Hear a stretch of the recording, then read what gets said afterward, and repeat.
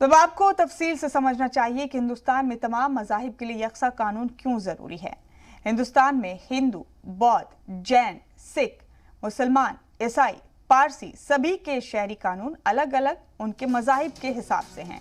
जैसे कि हिंदू, बौद्ध, जैन और सिख के लिए हिंदू मैरिज एक्ट 1955 नाफिज है। इसके तहत इन्हें सिर्फ एक शादी की इजाज़त है। मुसलमानों में शादी के लिए कुरान शरीफ और हदीस के मुताबिक कानून है, जिसके तहत मुसलमानों को 4 शादियों की इजाज़त है। ईसाइयों के लिए इंडियन क्रिश्चियन मैरिज एक्ट 1872 नाफिज है, जिसके तहत वो एक शादी कर सकते हैं।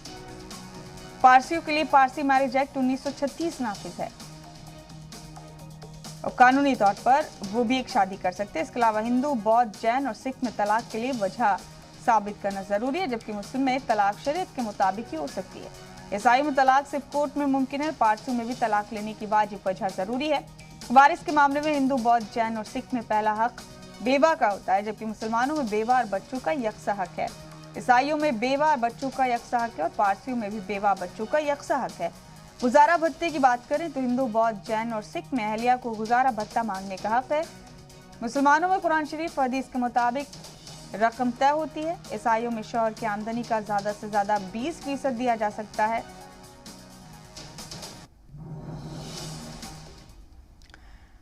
और हमारे इस खास पेशकश में मौलाना हाजी हसन अहमद साहब बराह रास्त हमारे साथ मौजूद हैं। मौलाना हाजी हसन अहमद साहब, खैर मकदम है आपका। अजीज सलाम पर हमारी आवाज पहुंच रही है आप तक? जी मौलाना साहब, आपको मालूम ही होगा कि यूनिफॉर्म सिविल कोड की हिमायत जोर पकड़ने लगी है अब मुल्क में। दिल्ली हाई कोर्ट ने भी इसकी हिमायत की है। आपका रद्द अमल, आपका रिएक्शन यूनिफॉर्म सिविल कोड को लेकर क्या है, ये हम अपने नाजरीन को बताना चाहते हैं।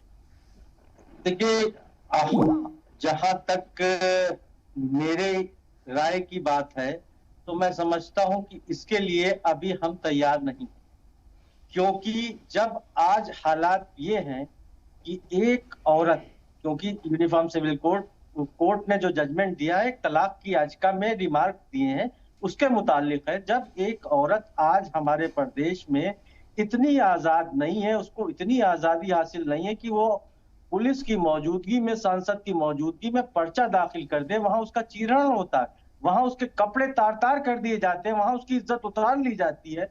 तो जब कानून नाफिज करने वाले इदारे आज तैयार ही नहीं है तो किसी भी कानून की कोई मीनिंग नहीं निकलती। आज जैसा कि हमने कल देखा, कल परसों में जो हालात बिगड़े जिस तरह से कि जगह जगह पे सांसद के सामने, पुलिस अधिकारियों के सामने, पुलिस के एक भारी नफरी मौजूद होने के सामने औरत की यानी आप यूनिफॉर्म सिविल कोड से इत्तेफाक नहीं रखते मौलाना हाजी हसन अहमद साहब? जी, आप राजी नहीं हैं?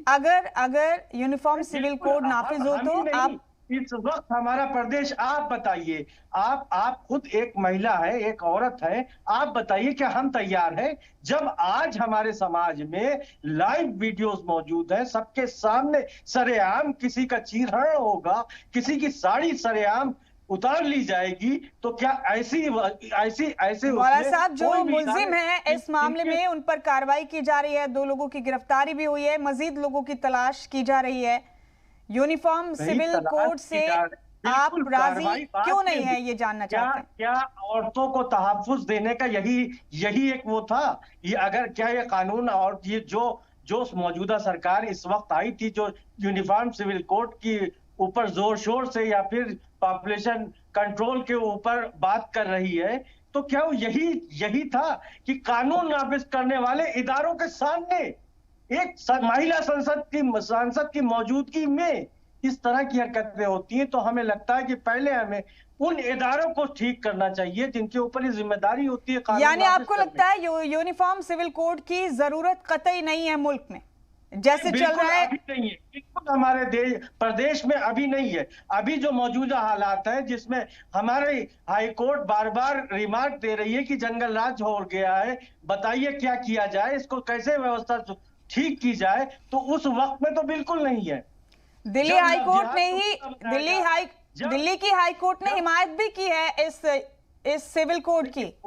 दिल्ली हाई कोर्ट और इलाहाबाद हाई कोर्ट बहुत सी बातों में बहुत बार हिमायत कर चुका है।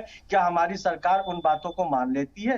दिल्ली हाई कोर्ट में तो ये भी मुकदमा ये भी गया था कि आज जब पार्क में एक नौजवान बालिग लड़का और लड़की बैठ के बात नहीं कर सकते, उनकी आईडी मांगी जाती है, उनके ऊपर तशद्दुद किया जाता है, लव जिहाद का इल्जाम दिया जाता है। आज जब एक लड़का और लड़की अगर अदर कास्ट के हैं तो वो शादी नहीं कर सकते, उनकी शादियां रुकवाई जा रही हैं। तो उस वक्त में इस तरह की मांग बिल्कुल बेबुनियाद लगती है। ठीक है मौलाना साहब, हमारे नुमाइंदे शुएब रजा भी मौजूद है हमारे साथ। शुएब, ये खास पेशकश हमारी यूनिफॉर्म सिविल कोड को लेकर है। मौलाना हाजी हसन अहमद साहब भी हमारे साथ बने हुए थे, वो इत्तेफाक नहीं रख रहे हैं यूनिफॉर्म सिविल कोड से, उनकी अपनी दलीलें हैं, लेकिन दिल्ली हाई कोर्ट ने भी इसकी हिमायत की है। शुएब, कुछ लोगों की रद्द अमल आपको मिली इसके बाद जब से ये खबर सामने आई है?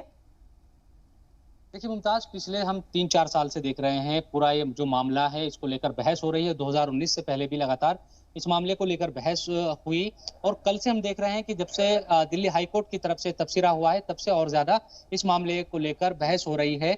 लेकिन एक चीज हमें देखनी होगी कि जो लोग मुखालफत कर रहे हैं इसकी, क्योंकि अक्सर ये कहा जाता है मुस्लिम तंजीमों की तरफ से कि बीजेपी क्योंकि चुनावी एजेंडा या इन तमाम चीज़ों के लिए इस तरह के जो मुद्दे हैं वो उठाती है, लेकिन अब तक कोई ड्राफ्ट भी, यूनिफॉर्म सिविल कोड का जो ड्राफ्ट है वो कैसा होगा, उसमें क्या होगा, उसमें किस तरह की बातें होगी, क्या क्या चीजें होगी, उन तमाम चीजों को लेकर अभी कोई बात नहीं है, कोई ड्राफ्ट भी सामने नहीं है।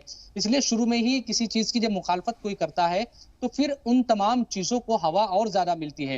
हालांकि मेरी कल से कई जो मुस्लिम सियासी और मजहबी जो रहनुमा है उन लोगों से भी बात हुई, तो वो इसी बात को कह रहे थे कि पहले हमें देखना होगा क्योंकि ड्राफ्ट क्या है, क्योंकि ये बहस तो हम पिछले काफी दिनों से देख रहे हैं, लेकिन कोई एक ऐसा कोई ड्राफ्ट सरकार की तरफ से अभी तक सामने नहीं लाया गया है कि दरअसल ये एक फॉर्मूला यूनिफॉर्म सिविल कोड का होगा, इन तमाम चीजों का जिक्र उसमें होगा, शादी को लेकर या जमीन जायदाद के जो मसले हैं उन तमाम चीजों को लेकर ये तमाम चीजें उन तमाम ड्राफ्ट में होगी, तो तब उस पर बहस की जाए कि ये सही है, इसमें इन तमाम चीजों को लिया गया है या ये तमाम चीजें गलत है। उन तमाम चीजों पर अगर तब बहस हो तो शायद ज्यादा बेहतर होगा। ये बातें उनकी तरफ से की गई है, क्योंकि जब भी यूनिफॉर्म सिविल कोड या यकसा सिविल कोड की जो बात होती है तो पहले ही उसकी मुखालफत शुरू हो जाती है, जिसके बाद उन लोगों को, जाहिर सी बात है कि आप कह रहे हैं कि बीजेपी को इसका फायदा मिलता है या सियासी तौर पर ये तमाम चीजें, तो फायदा कौन पहुंचाता है ये बात भी देखनी होगी। एक चीज इसमें मुमताज ये भी है कि जब भी क्योंकि पिछली जब 2014 में मोदी हुकूमत बनी, उसके बाद लॉ कमीशन की तरफ से मुझे सही तरीके से याद नहीं, लेकिन मुझे लगता है 2017-18 या इस साल 17 या 18 के करीब एक लॉ कमीशन की तरफ से भी कुछ रायशुमारी की गई थी। एक तरीके से एक मीटिंग में मैं खुद गया था लॉ कमीशन में, और उस मीटिंग में पर्सनल लॉ बोर्ड के कुछ मेंबरान शामिल थे, मुस्लिम तंजीमों से जुड़े हुए जो लोग थे वो शामिल थे। उस वक्त ये रायशुमारी एक तरीके से की जा रही थी कि किस लॉ में, क्योंकि अगर मुस्लिम पर्सनल लॉ की बात करते हैं या फिर दूसरे जो मज़ाहिब के पर्सनल लॉ है उनकी बात करते हैं, तो उन पर एक डिस्कशन एक तरीके से किया जा रहा था, और ये कोशिश लॉ कमीशन की तरफ से की जा रही थी कि कुछ जो अच्छी चीजें हैं, चाहे वो किसी भी मजहब के एतबार से हो, तो उनको लिया जाए ताकि एक ड्राफ्ट एक तरीके से तैयार किया जा सके या फिर सरकार को उन तमाम चीजों के बारे में बताया जा सके। लेकिन जब लॉ कमीशन की तरफ से वो रायशुमारी या जो तमाम पर्सनल लॉ से या उन लोगों से बात की गई, उसके बाद कहीं ना कहीं ये पूरा जो मामला है उतना तेजी के साथ आगे बढ़ता हुआ नजर नहीं आया जितनी उस वक्त उम्मीद की जा रही थी। उसके बाद 2019 में चुनाव भी हुए, और फिर अब 2021 चल रहा है, तो जाहिर सी बात है फिर से इस मसले पर बहस हो रही है। लेकिन जितनी तेजी के साथ उस वक्त कदम अगर इस मामले को लेकर उठाए जाने को लेकर सरकार संजीदा थी या हुकूमत संजीदा है, तो फिर उतनी तेजी के साथ कदम उठते नजर नहीं आए। हमारे साथ मौलाना हाजी हसन अहमद साहब भी मुसलसल बने हुए हैं। हाजी हसन अहमद साहब, अगर यूनिफॉर्म सिविल कोड नाफिज होता है और पूरे मुल्क में एक जैसे कानून आ जाएंगे लोगों के लिए, उनके बुनियादी हुकूक के लिए, तो इसमें सबसे बड़ी दिक्कत आपको क्या नजर आ रही है? मजहबी पॉइंट ऑफ व्यू से क्यों मुत्तफिक नहीं है आप इससे? नहीं, आप शायद मैं अपनी बात को सही ढंग से रख नहीं सका या आप समझ नहीं सकी। मैं यूनिफॉर्म सिविल कोड का विरोधी नहीं हूँ, मैं उसकी मुखालफत नहीं कर रहा हूँ। मैं ये कह रहा हूँ कि आज हमारा मुआशरा, हमारा समाज, हमारा प्रदेश खासकर हमारा प्रदेश इस चीज के लिए तैयार नहीं है। पहले सरकार की ये कोशिश होनी चाहिए कि यहाँ के जो जनता है, जो जनमानस है, उसको इस चीज के लिए तैयार किया जाए। आज जब लव जिहाद, आज कोई भी अंतर जातीय विवाह नहीं हो सकता।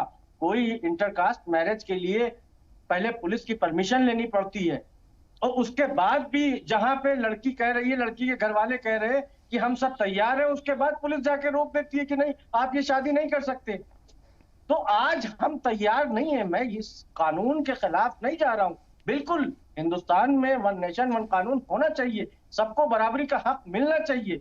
यही हमारे संविधान की खूबसूरती है, यही है। इसमें कोई ये नहीं कह रहा हूं कि मैं सबके जितने भी पर्सनल लॉज है उनमें से लेके एक ड्राफ्ट तैयार किया जाए, उसको आम जनता की रायशुमारी की जाए, उसके बाद उसको नाफिज किया जाए। लेकिन ये जो चुनाव के वक्त बोतल से जिन निकलता है, कभी पॉपुलेशन कंट्रोल का, कभी जनसंख्या नियंत्रण का, कभी ये इस तरह के वो, तो ये इसका सिर्फ और सिर्फ सियासी फायदा लेने की कोशिश की जाती है।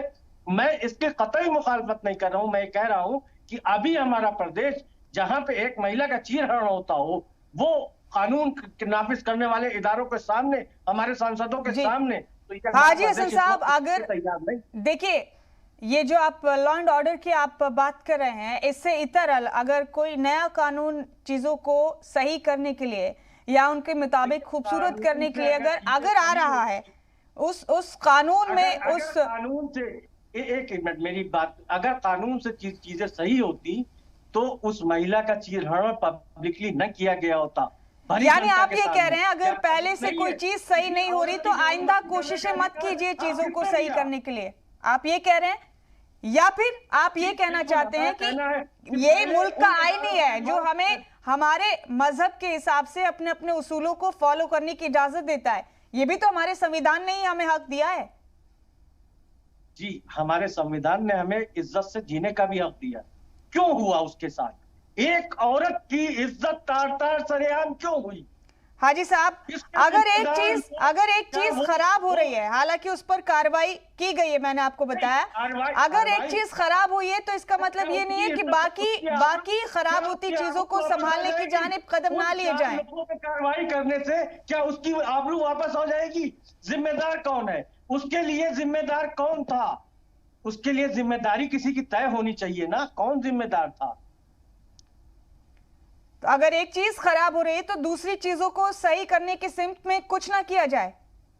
नहीं, बिल्कुल किया जाए। देखिए, क्या हत्या के लिए कानून नहीं है? क्या अब हत्याएं रुक गई? प्रदेश में हमारे यशस्वी मुख्यमंत्री जी कहते थे कि अपराधियों ने प्रदेश छोड़ दिया है। अपराधियों का दो ही स्थान है, या तो जेल या फिर प्रदेश के या शमशान या कब्रिस्तान। लेकिन ये अपराधी कहां से निकल के आए? 54 जिलों में हिंसा हुई, 54 जिलों में हिंसा हुई। अपराधी ठीक है सर, हमारे साथी शुएब मुसलसल हमारे साथ बने हुए हैं। शुएब, यूनिफॉर्म सिविल कोड का मामला हो या फिर अब पॉपुलेशन बिल योगी हुकूमत लेकर आने वाली, उसका ड्राफ्ट तैयार भी है। यूनिफॉर्म सिविल कोड जैसे टॉपिक्स, ये जो इश्यूज होते हैं, ये बड़े इश्यूज हैं और बहस का बड़ा मुद्दा भी है शुएब, क्योंकि लोगों की ये भी दलील है कि ये हमारे मुल्क का आईन ही है, हमारा ही संविधान है जो हमें ये हक भी देता है कि हम अपने अपने मजहब के हिसाब से अपने अपने कवानीन को फॉलो करें। तो अब जबकि एक बार फिर से यूनिफॉर्म सिविल कोड की बात होने लगी है तो एक बड़ी बहस फिर से होना शुरू होगी मुल्क में। देखिए मुमताज, जिस तरह से मैंने पहले भी कहा कि ये कोशिश शायद होनी चाहिए इस पूरे मामले में। हमने पहले भी देखा है कि यूनिफॉर्म या यकसा सिविल कोड की जब बात होती है तो शुरुआत में ही ऐतराज इतनी तेजी के साथ और खासतौर पर मुस्लिम कम्युनिटी की तरफ से या मुस्लिम जो मजहबी रहनुमा हैं उनकी तरफ से होता है। ऐसा लगता है कि सबसे ज्यादा जो दिक्कत है वो मुस्लिम को इस मामले में है। लेकिन जिस तरह से मैंने कहा कि अभी कोई ड्राफ्ट भी सामने नहीं है, कोई ड्राफ्ट के इस पूरे मामले में क्या क्या रखा जाएगा, किस तरह के जो कानून है वो बनेगा, उन तमाम चीजों को लेकर अभी कोई उतना शुएब, आपको रोक रहे हैं चंद लम्हों के लिए। यहाँ पर मुफ्ती शमून काज़मी साहब फोन लाइन पर हमारे साथ मौजूद हैं। मुफ्ती साहब, खैर मकदम है आपका। अजीज सलाम पर मेरी आवाज मिल रही है आपको? जी जी जी जी मिल रही। सर, एक बार फिर यूनिफॉर्म सिविल कोड की बात होने लगी है मुल्क में। दिल्ली हाई कोर्ट ने इसकी हिमायत की है। आपका रद्द-ए-अमल जानना चाहते हैं इस पर, क्या ये नाफिज होना चाहिए? देखिए, ये मैं ये समझता हूँ कि देश में जो हमारा संविधान है वो हमें बहुत अच्छी तरह से हमारी रहनुमाई करता है। और जो यक्सा सिविल कोड के ऊपर जो हाई कोर्ट की टिप्पणी है, मैं ये बात कहना चाहता हूँ कि इसके ऊपर बहुत गौर व खोज होना चाहिए, डिस्कशन होना चाहिए। और हिंदुस्तान के जो हर मजहब के जो विद्वान हैं, चाहे वो मशहूर हो या ना हो, हर मजहब के, हर धर्म के, उन्हें बैठ करके उसके ऊपर गौर करना चाहिए कि हम किस तरह से हमारी एकता, अखंडता भी कायम रहे और हमारा जो धार्मिक, जो हमारा मजहबी तशख्खुस है वो भी कायम रहे जी। क्योंकि मैं ये देख रहा हूँ कि इसमें कोई शक नहीं है कि हाईकोर्ट की टिप्पणी को गौर करना चाहिए। धर्मों की आड़ में, मजहबों की आड़ में लोग शोषण कर रहे हैं, इस्तेहसाल कर रहे हैं। देखिए, इस्लाम में या किसी भी मजहब में, मैं तो तमाम मजाहिब को मैंने देखा है, किसी भी मजहब, हर मजहब जो है वो सोसाइटी को अच्छा करने की बात करता है जी। अब हो ये रहा है कि जो मजहबों के ऊपर लोग काबिज हो गए हैं, जो अपनी सत्ता चला रहे हैं या उसके जरिए से अपने आप को, वो निकम्मे लोग हैं, वो अपने आप को उन धर्मों की आड़ लेकर के अपने परिवार को और उस जो उनकी जिम्मेदारियां हैं उन्हें अदा नहीं कर रहे हैं। उसमें बहुत बड़े बड़े लोग आएंगे और मैं आपसे ये बात मैं ये कह सकता हूँ कि अगर सरकार को और हाईकोर्ट को अपनी सरपरस्ती में बिठाना चाहिए लोगों को और कहना चाहिए कि आखिर किसी भी धर्म के मानने वाली कोई भी हमारी बहन हो, उसका इस्तेहसाल, उसके ऊपर जुल्म क्यों हो। जो एक मर्द को जो चीज चाहिए वही औरत के लिए भी होनी चाहिए। अगर वही चीज एक अमीर के लिए है तो वही गरीब के लिए भी होनी चाहिए। कहीं कोई दिक्कत नहीं आ रही है। ये तो दरअसल हो ये रहा है कि जितने लोग हैं जो धर्मों की ठेकेदारी कर रहे हैं जी, वो लोग परेशान हैं। और वही लोग, तो मैं ये कहता हूं कि हमारे जो, मेरी बिल्कुल डिफरेंट मेरी बात ये है कि हाईकोर्ट के माननीय जजों तक ये बात जाए कि वो अच्छे लोगों को बिठा करके अपनी सरपरस्ती में बिठाएं सारे मजाहिब के लोगों को जी। और किसी भी उसमें कोई भी ऐसा आदमी ना हो जो बिल्कुल, यानी जो जिस तरह से जो ठेकेदारी प्रथा शुरू कर दी है, मजहबों के नाम पर जो है लोग अपनी अपनी सत्ता चला रहे हैं। भाई मैं एक एज ए इस्लाम का मैं फॉलोवर हूं, तो मैं देख रहा हूं जो इस्लामिक जितने भी ऑर्गेनाइजेशन हैं उन्हें अपने अंदर इस्लाम को के जो फार्मूला है जिसपे इस्लाम चलने के लिए कहता है वो क्यों नहीं चलते। इसी तरह से सनातन धर्म को मानने वाले अपने धर्म को क्यों नहीं मानते। बिल्कुल मुफ्ती साहब, लेकिन ये आपकी राय है, पर ये एक बड़ा मौजू है अब भी बहस का। मुल्क में अब नए सिरे से इस पर बहस शुरू होगी। ये बड़ा मौजू तो है, मगर मैं आपको ये कहना चाहता हूँ, मेरी बहन है आप, मैं आपसे, आप भी ये मेरी बात को जरा सा बहुत गौर करना चाहिए जिन तक मेरी बात पहुंच रही है कि आज हमारे लिए जो सबसे बड़ी चीज जो हमारे मालिक ने, जिसने धर्म बनाए हैं, उसने ये कहा है कि पूरी कायनात को मैंने पैदा किया है, तुम सबके साथ अच्छा मामला करो। अब बाज लोग इस तरह के पूरी नफरत फैला रहे हैं। उन नफरत फैलाने वाले लोग जो है वो खाली नहीं नफरत फैला रहे हैं, वो ये समझते हैं कि हम आग लगाएंगे। तो हम ये कहना चाहते हैं कि ऐसा कानून आना चाहिए कि जिसमें आग लगाने वाला कमजोर हो और हमारे अभी लोग जो इनोसेंट लोग हैं, बिल्कुल मासूम लोग हैं, वो नुकसान हो जाता है उन्हें जी। और ये जितने इस तरह के लोग हैं वो अपने छोटे छोटे फायदे के लिए नुकसान कर रहे हैं। तो इसलिए मैं ये कहना चाहता हूँ यक्सा सिविल कोड के ऊपर बिल्कुल खुले दिल से बहस होनी चाहिए जी, डिस्कशन होना चाहिए। ठीक है मुफ्ती साहब, मौलाना हाजी हसन अहमद साहब मुसलसल हमारे साथ बने हुए हमारे इस खास पेशकश में। हाजी हसन अहमद साहब, क्योंकि दीगर कवानीन का कोई असर आपको नजर नहीं आता, इसलिए आपको लगता है कि आइंदा कोई नया कानून बनाने से भी कोई फायदा नहीं होगा, लेकिन इस मायूसी से तो काम नहीं चलेगा। बिल्कुल नहीं, ऐसा नहीं है कि नया कानून बनाने से फायदा नहीं। हमारा कहना है कि पहले हमारे जो कानून नाफिज करने वाले इदारे हैं उनको अपग्रेड किया जाना है, उनकी बेहतर तरबियत की जानी चाहिए, बेहतर ट्रेनिंग दी जानी चाहिए, ताकि जो घटनाएं हम देख रहे हैं वो ना। और उसके बाद मैं फिर कह रहा हूं कि यूनिफॉर्म सिविल कोड अगर आता है तो हम अच्छा ड्राफ्ट आता है, सबके अधिकारों की उसमें अगर सबके उनके हकूक की हिफाजत होती है तो हम उसके साथ खड़े हैं। लेकिन इस हमारा प्रदेश क्योंकि चुनाव में जा रहा है, उसके बाद 1 साल बाद देश को चुनाव में जाना है, और जो एक माहौल खड़ा किया गया है जिसमें पोलराइजेशन मुसलमान के बंटवारे की बात हो रही है, तो इस तरह की बहस करना इस वक्त हमारा मुआशरा, हमारा प्रदेश इसके लिए तैयार नहीं। ठीक है मौलाना हाजी हसन अहमद साहब, बहुत शुक्रिया आपका हमारी इस खास पेशकश में इस तफसीली गुफ्तगू के लिए। मुफ्ती शमून कासमी साहब, आपका भी बहुत बहुत शुक्रिया अपना कीमती वक्त हमारे साथ बांटने के लिए। इसी के साथ हमारी इस खास पेशकश में फिलहाल इतना ही, दीजिए इजाजत।